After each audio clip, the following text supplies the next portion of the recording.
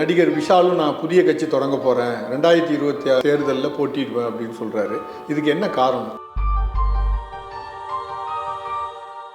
இன்னும் 2 பேர் இருக்காங்க, அவங்களும் ஆரம்பிப்பாங்க. படத்தில் எடுத்து ஹீரோவாக நடிக்கிறாங்க. ஒரு 100 படமே நடிக்கட்டும், சேவை செய்ய போகிறேன், அரசியல் கட்சி தொடங்குறேன்னா என்ன இது ஒன்றுமே புரியல என்னோட பின்னணியை. ரொம்ப சில்லுண்டித்தனமான அது மெச்சூரிட்டியே இல்லாமல் நடந்துக்கிட்டார். ஒரு படம் ரிலீஸ் ஆகும்போது மட்டும் ஒரு புரட்சிகரமாக பேசிட்டு அப்புறம் கொஞ்சம் அடுத்த ஷூட் ஆரம்பிச்சிட்டுன்னு வச்சுங்க அமைதியாகிடுறாங்க. கட்சியும் தொடங்குறது இல்லை. ரத்தனமாக இருந்தாலும் சரி, வைடூரியமாக இருந்தாலும் சரி, கதை நல்லா இருந்து அது ரசிகர்களுக்கு பிடிக்கணுமே. விஷால் நடித்த படங்களை பார்க்கறதுக்கு அவர் தான் நமக்கு பெனால்ட்டி கொடுக்கணும். அந்த அளவுக்கு மோசமான படம் இது வரைக்கும் ஒரு நல்ல படத்திலே அவர் நடித்தது கிடையாது. கட்சி ஆரம்பித்து அப்படியே ஜீப்பில் கையை கட்டிக்கிட்டே போன பிறகு உடனே அந்த கட்சிக்காரன் பார்த்து உங்களுக்கு பணம் கொடுப்பார், இவர் வாங்கிட்டு படுத்துக்கு வரான். இது என்ன ஒரு வார்த்தை தான் அவர் சொல்லியிருக்காரு, நம்ம நிறைய பேசுறது மாதிரி இருக்கு. இந்த வீடியோவை உங்களுக்கு வழங்குபவர்கள் Paces Pay, secure digital payments with multiple features and great success rate. வணக்கம். இன்றைய சந்திப்பில் நம்முடன் இணைந்திருப்பவர் பத்திரிகையாளர் தேனி கண்ணன் அவர்கள். வணக்கம். வணக்கம். விஜயை தொடர்ந்து நடிகர் விஷாலும் நான் புதிய கட்சி தொடங்க போகிறேன் 2026 தேர்தலில் போட்டிடுவேன் அப்படின்னு சொல்கிறாரு. இதுக்கு என்ன காரணம்? ஒரு 3 மாதத்துக்கு முன்னாடி நான் ஒரு வீடியோவில் பேசியிருந்தேன். ஒரு சேனலில், முக்கியமான சேனலில் பேசியிருந்தேன். இந்த மாதிரி விஜய் கட்சி ஆரம்பிச்சிருக்கிறது முக்கியம் இல்லை, இன்னொரு நடிகர் ஒருத்தர் ஆரம்பிக்க போகிறாரு, அதையும் நீங்கள் நடக்க தான் போகுது. இன்னும் எலெக்ஷன் முடிவு தெரியறதுக்குள்ளேயும் இன்னும் பல பேர் கட்சி ஆரம்பிக்க போகிறாங்க, இன்னும் 4 பேர் ஆரம்பிக்க போகிறான்னு. இப்போ 2வது ஆள் ஆரம்பிச்சிட்டாரு, இன்னும் 2 பேர் இருக்காங்க, அவங்களும் ஆரம்பிப்பாங்க அப்படிங்கிறத நான் சொல்லியிருந்தேன். அதே மாதிரி விஷால் ஆரம்பிச்சிட்டாரு. என்னன்னா, ஒரு கட்சி அரசியலுங்கிறது எவ்வளவு சீரியஸ் அப்படிங்கிற விஷயமே தெரியல உங்களுக்கு. அரசியலில் வச்சுக்கிட்டு நாம் பணம் சம்பாதிக்கலாம் அப்படிங்கிற ஒரு பெரிய ஒரு நோக்கம் மட்டும்தான் இங்கே பட்டவர்த்தனமாக வெளிப்படையாக தெரியுது.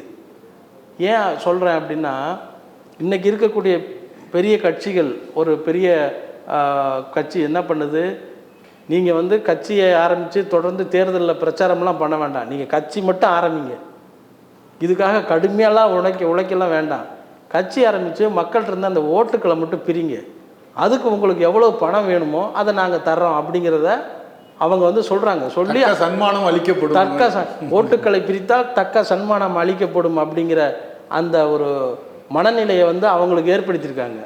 இது மாதிரியான ஒரு செயல்பாடு தான் எல்லாரையும் கட்சி ஆரம்பித்து நமக்கு கொஞ்சம் பணம் கொடுப்பாங்க அப்படிங்கிறத ஏற்படுத்தியிருக்கா. அப்படி தான் விஷால் கட்சி ஆரம்பிச்சிருக்காரு. இது இது எவ்வளோ ஆரம்பிக்கல சொல்கிறாரு. அதாவது அதை ஆரம்பித்தாருனாலே என்ன அர்த்தம், இப்போவே எனக்கு ஒரு அமௌண்ட்டை நீங்கள் தள்ளுங்க அப்படிங்கிறது தான் அர்த்தம். இல்லை, அவர் மாணவர்களுக்கெல்லாம் அந்த பென்சில், பேனா, நோட் புக்ஸு, அப்புறம் சில பேருக்கு இலவச சாப்பாடு இதெல்லாம் பண்ணுறாரு. தொடர்ந்து இது சேவைன்னு சொல்கிறாருல்ல. சரி, அப்போ டியூஷன்லாம் எடுத்து வேணால் கட்சி ஆரம்பித்து அதை பண்ணட்டும். டியூஷன் எடுத்தவங்க காரணத்துக்காகலாம் கட்சி ஆரம்பிப்பானா ஒருத்தன்? டியூஷன் எடுத்து பாடம் சொல்லி தந்து பென்சில், ரப்பர், அலி ரப்பர்லாம் கொடுத்து நான் உனக்கு அலி ரப்பர் கொடுத்தேன், நீ எனக்கு ஓட்டு போடுன்னு சொன்னால் இதெல்லாம் என்ன, எவ்வளோ கொடுமையாக இருக்குது. அதாவது எவ்வளவு அரசியல் எவ்வளவு மட்டமாக போச்சு அப்படிங்கிறத விஷால் கட்சி எனக்கு ஒன்றுமே புரியல. ஒரு படத்துல எடுத்து ஹீரோவா நடிக்கிறாங்க, ஒரு 100 படமே நடிக்கட்டும், இல்ல 100 நாள் ஓடட்டும், உடனே அவங்க என்ன பண்றாங்க, சமூகத்தை பத்தி நான் இது பண்றேன், சேவை செய்ய போறேன், அரசியல் கட்சி தொடங்குறேன்னா என்ன இது ஒன்றுமே புரியல என்னோட பின்னணி. இப்போ நீங்க ஆல்ரெடி விஷால் அவர் நடித்த படங்களை, பொதுவாக ஒரு நடிகர் நடித்த படத்தை பார்க்க போறதுக்கு நம்ம டிக்கெட் எடுத்துட்டு போவோம். விஷால் நடித்த படங்களை பார்க்கறதுக்கு அவர் தான் நமக்கு பெனால்ட்டி கொடுக்கணும்.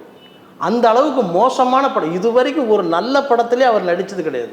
பாலா படத்தில் நடித்தே ஒருத்தன் தேரலை அப்படின்னா அவன் சினிமாவுக்கே தேராதான் அர்த்தம். அப்போ அங்கேயே முடிஞ்சு போச்சு. அப்படின்னா நீங்கள் எங்கே போய் நீங்கள் அடுத்த கட்டம் என்ன நோக்கம், இது வேற எங்கேருந்து பணம் வரும், நம்ம அரசியல் ஆரம்பிக்கும். மார்க் ஆண்டனி ஓரளவுக்கு தப்பிச்சுட்டாருன்னு நினைக்கிறேன். மார்க் ஆண்டனி தப்பிச்சதே பார்டரில் தான் தப்பிச்சிருக்கு. அதை அதில் அதை நீங்கள் நல்ல படம் அப்படிங்கிறத சொல்கிறதுக்கான அதில் எந்த வித எலிமெண்ட்ஸும் கிடையாது. அது ஜஸ்ட் லைக் தட், அது ஒரு என்டர்டெய்னிங்காக அது உட்காந்து எடுத்து போயிட்டோம், அவ்வளோதான். ஆனால் பொதுவாக என்ன சொல்ல வரேன்னா, இந்த அரசியல் கட்சி ஆரம்பிக்கிறதுக்கான ஒரு அடிப்படை நோக்கம்ங்கிறதே இல்லாமல் போச்சு. திமுகவுக்கு ஒரு நோக்கம் இருந்துச்சு, அதிமுகவுக்கு ஒரு நோக்கம் இருந்துச்சு. நீ இப்போ என்ன ஒரு குடும்பம், அதாவது ஒரு நடுத்தர குடும்பம் ஒரு மாதத்துலக்கான ஒரு பலசரக்கு விலையை பட்டியலை வந்து விஷால் வந்து தன்னுடைய ட்விட்டரில் வெளியிடுவாரா? அதனுடைய விலையை அந்த பலசரக்குடைய பொருட்களுடைய விலையை வந்து இதுக்கு முன்னாடி எவ்வளோ இருந்துச்சு இப்போ எவ்வளோ இருந்துச்சுன்னு வெளியிடுவாரா? அப்படி வெளியிட்டுட்டு ஆமாம் இதுக்காக தான் நான் அரசியலுக்கு வர்றேன்னு சொன்னால் உண்மையிலே நான் வரேன். கேஸ் சிலிண்டரோட விலை, அதை தான் சொல்கிறேன். நான் வந்து பெட்ரோலோட விலை, ஒரு மாதத்துக்கு ஒரு நடுத்தர வர்க்க குடும்பத்துடைய அந்த அன்றாட குடும்ப செலவுக்கான விலையை வந்து இவர் வெளியிட்டுட்டு அரசியலுக்கு வரட்டும். எதுவுமே தெரியாது, ஏசியில் உட்காந்துக்கிட்டு காசு வாங்கிக்கிட்டு இவர் நான் அரசியல் ஆரம்பிக்க போகிறேன்னா இதெல்லாம் வந்து இதுக்கு முன்னாடியே ரத்தம் சிந்தி மக்களுக்காக போராடி போலீஸ்ட்டு அடி வாங்கி சிறைவாசம் பட்டு அதுக்கு பிறகு வந்து கட்சி ஆரம்பித்து சமூக நீதிக்காகலாம் போராடின எவ்வளவோ தலைவர்கள் எல்லாம் வந்து இழிவுபடுத்துகிற மாதிரி வந்து விஷாலுடைய இந்த கட்சி ஆரம்பிக்கிற முயற்சி இருக்குது. இது ஆரம்பத்தில் என்ன நடக்குது அப்படின்னா இவர் எவ்வளவு போலித்தனமான ஆள் அப்படிங்கிறத இந்த அவருடைய இது தெரியுது. என்ன அவர் போராட்டம் பண்ணி நான் எவ்வளவோ கேட்டு பார்த்துட்டேன், இதுக்கு நடக்கவே இல்லை, அதனால இனிமேல் நானும் களத்தை இறங்க போறேன்னு சொல்றாரு. இல்லை, அவருக்கு என்னன்னா தனக்கு ஒரு பிரச்சனை வருதுன்னு வச்சுக்க. இப்போ நம்ம ஒரு படம் எடுக்கிறோம், நம்ம படத்தை வெளியிடறதுக்கு ஏதோ ஒரு பிரச்சனை வருதுன்னா உடனே நான் வந்து இந்த சமூகமே கெட்டு போயிட்டு இந்த நாடே சீரழிஞ்சு போயிட்டு இதை வந்து நான் எதிர்த்து கேட்பேன் அப்படிங்கிறது மாதிரி தனக்கு ஒரு பிரச்சனை வரும்போது அதை பேசுற மாதிரி இருக்கு. அப்படித்தான் அவர் அவருடைய அதனால விஷால் சொல்லியிருக்க இந்த ஸ்டேட்மெண்ட்ல வந்து எந்தவித பொதுநல நோக்கமே கிடையாது. பொதுநல நோக்கமற்ற நீ உன்னுடைய செயல்பாடுகளை வந்து நீ வந்து செய்து நீ அரசியல் ஆரம்பிக்கிற அப்படின்னா மக்களை அடமானம் வைத்து ஒரு பெரிய ஆதாயத்தை நீ தேட போற அப்படிங்கிறதா எனக்கு தெரிஞ்ச அப்படிங்கிறதா தான் அதை நம்ம எடுத்துக்க முடியும். ஏன் அதை சொல்கிறேன்? ஒரு வார்த்தை தான் அவர் சொல்லியிருக்காரு, நம்ம நிறைய பேசுறது மாதிரி இருக்கு. இல்லை ஆமாம், அவர் நிறைய. நான் என்ன சொல்கிறேன், நீங்கள் வந்து உங்களுடைய சினிமாவுடைய உங்களுக்கு கொடுத்த பொறுப்பு எந்த ஒரு இளம் நடிகர் சங்க தலைவராக சொல்கிறேன், எந்த ஒரு இளம் நடிகருக்கும் நடிகர் சங்கத்துக்கு வந்து பொறுப்பாளராக பணியாற்றக்கூடிய வாய்ப்பு யாருக்குமே கிடைக்கல. அவர் இவ்வளவு பெரிய வரலாறு இல்லை, நடிகர் சங்க வரலாறு இல்லை, யாருக்குமே அப்படி வந்து கிடையாது. ஆனால் இவருக்கு கிடைச்சது. இவர் என்ன பண்ணாராங்க, இவர் என்ன செஞ்சார்? அதாவது ரொம்ப சில்லுண்டித்தனமான அது மெச்சூரிட்டியே இல்லாமல் நடந்துக்கிட்டார். இவராக தேடி போய் நடிகர் சங்கத்துக்கு சிக்கல்களை தனிப்பட்ட முறையில் இவர் பகையை சம்பாதிச்சு நடிகர் சங்கத்துக்கு சிக்கலை ஏற்படுத்தி விட்டார். அதுதான் நடந்தது. ஏன் இன்னும் அந்த பில்டிங் கட்ட முடியாமல் ஒரு சூழல் இருக்குது? சினிமாங்கிறது பல 100 கோடி இன்வெஸ்ட்மெண்ட் இருக்கிற ஒரு இடம். அதில் பெரிய முன்னணி ஸ்டார்கள் இருக்காங்க, பெரிய பிரபல தயாரிப்பாளர்கள் இருக்காங்க. இவங்கெல்லாம் சேர்ந்தாவே இந்த கட்டடத்தை எப்போயோ கட்டி பிடிச்சிருக்கலாம். ஆனால் இந்த சிக்கல் நீடிச்சுக்கிட்டே இருக்கு. அதுதான் என்னென்னா பகைமையை ஏற்படுத்தக்கூடாது. நீங்கள் இப்போ ஒரு பொறுப்புக்கு வர்ற வரைக்கும் நீங்கள் வந்து எல்லாரையும் சண்டை போட்டுங்க வச்சிங்க. நீங்கள் அந்த இடத்துல உட்கார்ந்ததுக்கு பிறகு எது முதல்ல செய்ய வேண்டியது அப்படின்னா தனக்கு எதிரணியில் இருக்கிற ஒரு அந்த சம்மந்தப்பட்ட நபர்களை போய் அரவணைச்சிக்கிட்டு வாங்க எல்லாரும் நம்ம சேர்ந்து பண்ணுவோம் அப்படின்னு சொல்லியிருந்தாருன்னா அதுதான் அப்போ தான் இந்த கட்டடம் நடந்திருக்கும். சில பேர் வந்து பணம் கொடுக்கணும்னு நினைக்கிறவங்க கூட சரி பரவாயில்ல மெச்சூரிட்டாக இந்த விஷால் நடந்துக்கிறாரு, நம்ம வந்து இவருக்கு ஹெல்ப் பண்ணுவோம் அப்படின்னு சொல்லி அவங்களும் பணம் கொடுத்து இந்த கட்டடத்தை முடிச்சிருப்பாங்க. கார்த்தி, நாசர் எல்லாமே இருக்காங்களா, அவங்களாம் கொஞ்சம் பக்குவமாக அதை சொல்லி அதை வந்து வழிமுறைப்படுத்தி இருக்கலாம்ல. அவங்களாம் இவர் தன்னை ஃபோக்கஸ் பண்ணுறதை தான் இவர் நடந்துக்கிட்டார். அவருடைய செயல்பாடுகள் எல்லாமே தன்னை ஃபோக்கஸ் பண்ணுறதுலையும் இங்கேயே பாதி வேலை முடியல, அதுக்குள்ளேயும் தயாரிப்பாளர் சங்கத்தில் போய் அங்கே போய் கொடியேற்றுறேன்னு சொல்லிட்டு அங்கே கிளம்புனார். அங்கே போய் கொடியேற்றினாரா?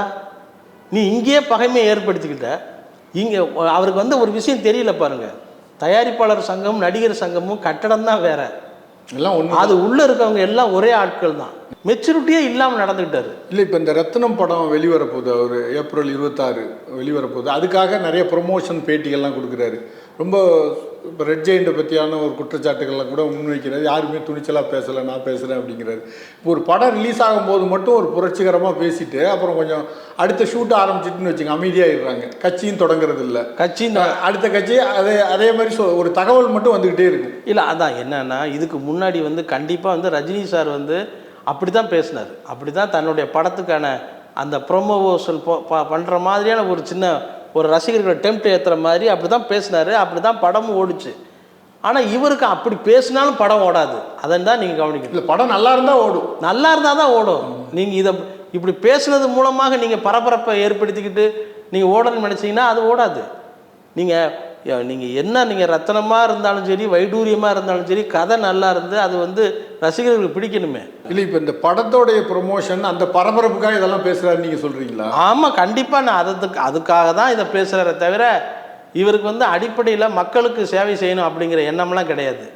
அவர் என்ன பண்ணுறாரு, தேவி அறக்கட்டளை மூலமாக அவங்க வந்து மாணவர்களுக்கு உதவி பண்ணுறாரு, அதெல்லாம் நம்ம மறுக்க கிடையாது. ஆனால் இந்த அரசியல் அப்படிங்கிறத வந்து அவர் இறங்க போகிறாருன்னா இப்போதிருந்தே அவர் வந்து களப்பணியில் செய்யணும். அதை வந்து நீங்கள் கட்சி ஆரம்பித்து அதன் பேரில் கூட செய்ய வேண்டாம். நேரடியாக விஷாலுங்கிற தனிப்பட்ட ஒரு கலைஞனாக போய் நீங்கள் போராடுங்க.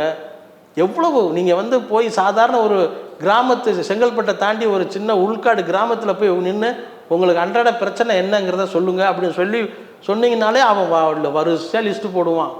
உண்மையிலே விஷால் வந்து அரசியல் கட்சி ஆரம்பிக்கணும்னு முடிவு பண்ணார்னா உண்மையிலே இதையெல்லாம் நீங்கள் வந்து செஞ்சு இதுக்கெல்லாம் போராடணும். இதுக்கெல்லாம் போராட மாட்டாராம், அப்படியே சொகுசாக உட்காந்துருப்பாரான். அப்படியே கட்சி ஆரம்பிச்சுட்டு அப்படியே ஜீப்பில் கையை கட்டிக்கிட்டே போன பிறகு உடனே அந்த கட்சிக்காரன் பார்த்து உங்களுக்கு பணம் கொடுப்பார், இவர் வாங்கிட்டு படுத்துக்குவாரான். இது என்ன இது? அரசியலுங்கிறது எவ்வளவு ஒரு கேவலமாக போச்சு அப்படிங்கிறதுக்கு இந்த மாதிரியான அறிவிப்பே செய்யக்கூடாது. விஷாலுடைய எண்ணம் என்னவா இருக்குது, நம்ம கட்சி ஆரம்பிக்கிறதா சொல்லுவோம், நமக்கு பணம் கொடுப்பாங்க, இந்த பணத்தை வச்சு நம்ம கடன் அடைச்சிட்டு கொஞ்சம் மூலம் கட்சி அமைக்கிறத ஒரு ஜீப் மேலே வந்து 2 பேனரை கட்டிக்கிட்டு அப்படியே ஊருக்குள்ளே ட்ராவல் பண்ணுவோம் அப்படின்னு நினச்சிக்கிட்டு இருக்காரு. முதல்ல அவர் ஒழுங்காக நல்ல படத்தில் நடிக்கட்டும். 10 படம் நடித்து அதில் வந்து ரசிகர்கள் வந்து அட்ராக்ட் பண்ணி இப்படிலாம் அவர் நடிச்சிருக்காரு, நல்லா இருக்குது, கேரக்டர் நல்லா இருக்குது அப்படின்னு சொல்லிட்டு அதை நடிக்கட்டும். நன்றி, வணக்கம். இந்த வீடியோ உங்களுக்கு பிடிச்சிருந்தா லைக் பண்ணுங்க, ஷேர் பண்ணுங்க, கமெண்ட் பண்ணுங்க. மறக்காம OH சினிமா சேனலுக்கு சப்ஸ்கிரைப் பண்ணுங்க.